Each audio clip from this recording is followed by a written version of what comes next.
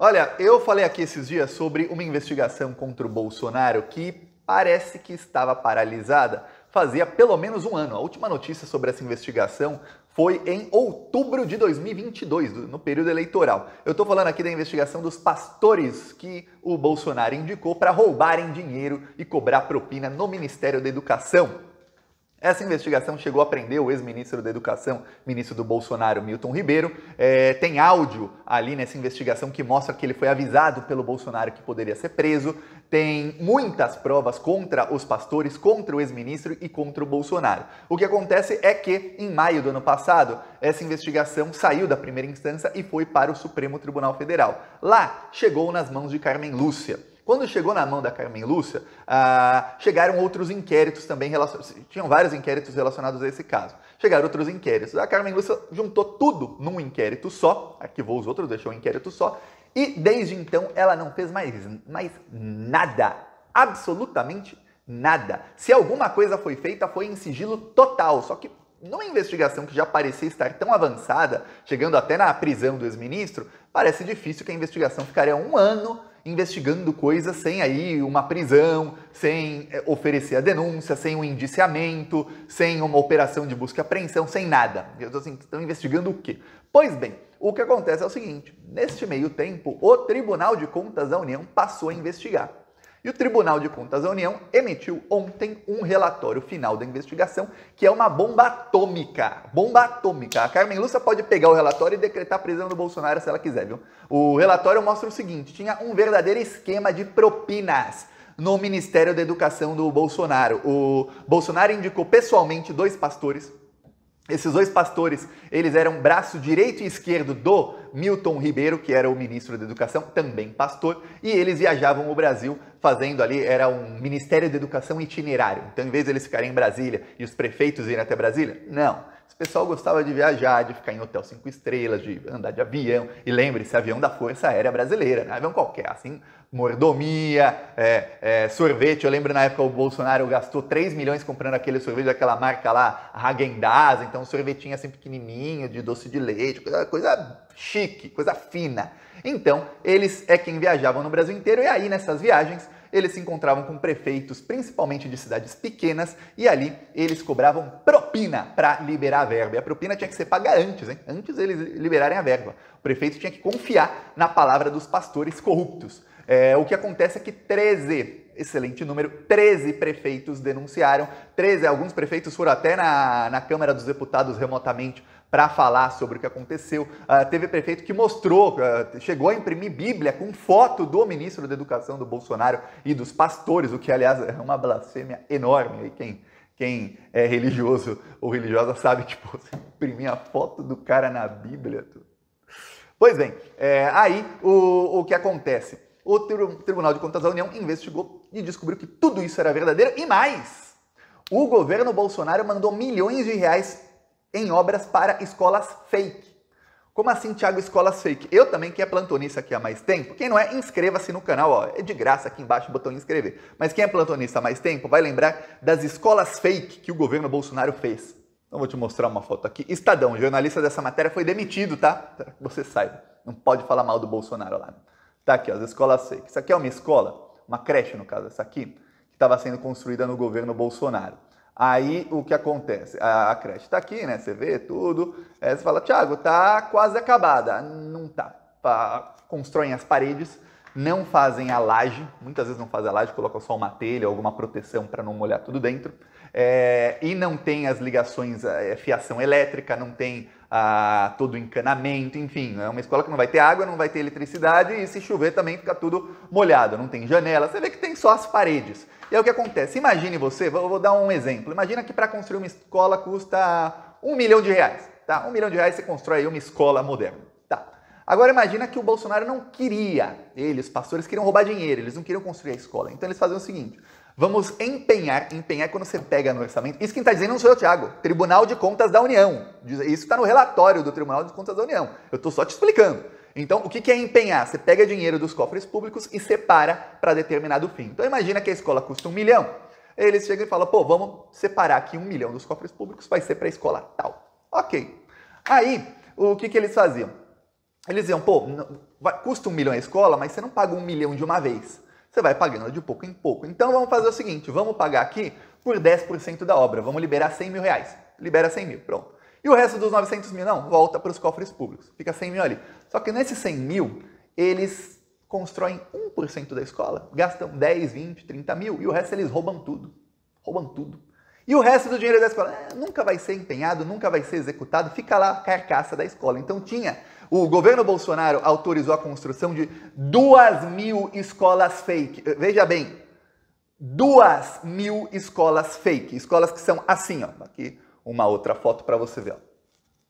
Só tem isso aqui na escola. Só, apenas isso. Essa é a escola construída aqui, ó. Então você vê que eles pegavam 10, 15, 20% do dinheiro da obra e faziam 2, 3, 5% da obra. E aí, pronto, parava a obra, roubava o resto do dinheiro e pronto, ficou por isso mesmo. Só que tinha uma coisa, tinha parte política disso. O ministro do Bolsonaro ia lá na cidade, fazia mega eventos com dinheiro público, ao lado do prefeito, que provavelmente é prefeito que aceitou ali pagar a propina, e isso a Polícia Federal é quem tem que investigar, e aí eles iam lá e faziam propaganda para o prefeito, propaganda do governo Bolsonaro, propaganda ali pessoal do ministro, que ia lá, dos pastores, os pastores apareciam também, os pastores indicados pelo Bolsonaro, e ficava aquilo lá, ó, todos ali exaltando o bolsonarismo, falando que vão fazer uma nova escola, e a escola nunca sai do papel. Porque o Bolsonaro sabe, uma estratégia de comunicação que é usada pela extrema-direita, porque eles estudam como a comunicação entra na mente das pessoas, eles sabem o seguinte, se você anunciar um monte de coisa, as pessoas ficam com a expectativa, caramba, que coisa boa, as pessoas ficam otimistas. A pessoa com expectativa alta e otimista, ela tende a votar em quem está no poder. Então eles sabem que eles não precisam entregar, que a pessoa vai esquecer, pô. A obra começa, entre a obra começar e acabar, são às vezes 1, 2, 3, 4, 5 anos, então a pessoa vai esquecer. Então entregou, a pessoa fica lá, caramba, caramba, e nesse meio tempo o bolsonarismo vai alimentar essa pessoa com outras fake news, com outras coisas para que a pessoa esqueça. E se lá na frente alguém lembrar, virar um escândalozinho regional, eles culpam o Lula, culpam qualquer outra pessoa e dane-se, pronto, a culpa nunca é do Bolsonaro.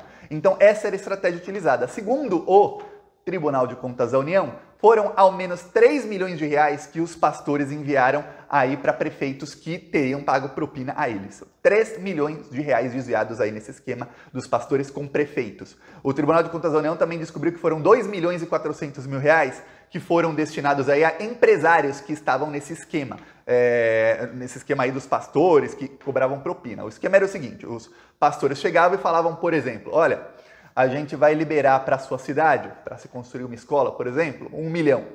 Só que antes você tem que pagar para a gente 100 mil reais. Pô, antes. Como eu pago? Você pode contratar bíblias. Você pega o dinheiro da sua cidade e compra bíblias. E a gente vende bíblias para você. Ou você constrói uma igreja para a gente. Porque veja, não existe igreja do Estado. Imagina, a prefeitura constrói uma igreja evangélica, a igreja da prefeitura? Não.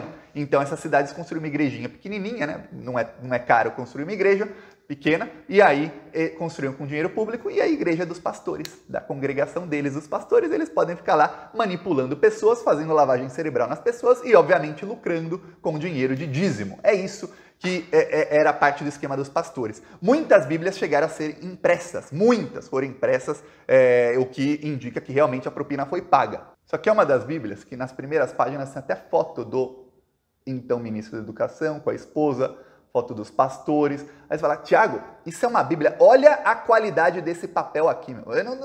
Quem já, obviamente tem bíblias que têm qualidade melhor do papel, outras têm pior, mas como é um livro muito grande, geralmente é um papel fininho, parece que se você fizer assim vai amassar todo, vai assim desmanchar na mão. Pelo menos quase todas as bíblias que eu já peguei. Essa aí não, essa aí é papel, aquele papel até parece meio plástico e tal, papel de revista cara. Por quê? Porque era superfaturado. Você pegar uma bíblia chinfrim e vender, você não consegue vender uma bíblia chinfrim por 70 reais cada. Não dá. Mas você pegar uma bíblia, você faz um papelzinho um pouquinho melhor, o custo de produção aumenta, mas o lucro aumenta muito mais, porque se você gasta o dobro para produzir e vende pelo dobro, então o seu lucro também aumenta muito. E aí eles vendiam, teve uma cidade que pagou 70 reais em cada bíblia, quer dizer, um livro assim, 70 reais, estava extremamente superfaturado. Ok, o que acontece é o seguinte, Agora, com esse relatório, a Carmen Lúcia pode dar continuidade nas investigações e com a mudança que vai ter aí na Polícia Federal, né, vai sair o Flávio Dino e vai entrar um novo ministro. E com a mudança que vai ter na Procuradoria-Geral da República, o que vai acontecer é o seguinte: agora, finalmente, a Procuradoria-Geral da República vai auxiliar a Polícia Federal nesses inquéritos, porque até então dependia da Polícia Federal. Porém, eu falei aqui desde o começo do ano, tem um problema de material humano na Polícia Federal, que é, não tem material humano suficiente. O Lula até, nesse ano, ele chamou mais escrivãos, mais agentes, chamou um monte de gente aí que passou em concurso, sim, mas não tem, é muito crime, é muita investigação, algumas das investigações envolvem aí milhares de pessoas, como a dos atos terroristas do dia 8, e a Polícia Federal não consegue. Para piorar, o delegado desse caso, o Bolsonaro transferiu o delegado. Este delegado chegou a pedir a prisão de toda a cúpula da Polícia Federal bolsonarista, lá do ano passado. Essa decisão não foi negada pela Carmen Lúcia até hoje. Tem aí mais de 20 pedidos de prisão na mesa da Carmen Lúcia faz 1 ano e 4 meses. Faz aí 16 meses que a Carmen Lúcia tá assim, ó. Pegou assim os pedidos, colocou assim na cadeira dela e sentou em cima. Então, a Carmen Lúcia a qualquer momento pode começar a dar caminhamento nisso. Aí eu falei com muita gente e algumas pessoas disseram, olha, o que parece é que a ministra ela está realmente esperando uma mudança na Procuradoria-Geral da República para ela ter mais segurança jurídica para conduzir a investigação, porque do jeito que está, teve interferência. Seguimos aqui na luta, porque aqui no plantão a gente está de plantão e a gente fala tudo. Inscreva-se no canal, compartilhe o vídeo e na descrição tem minhas outras redes sociais. Falou!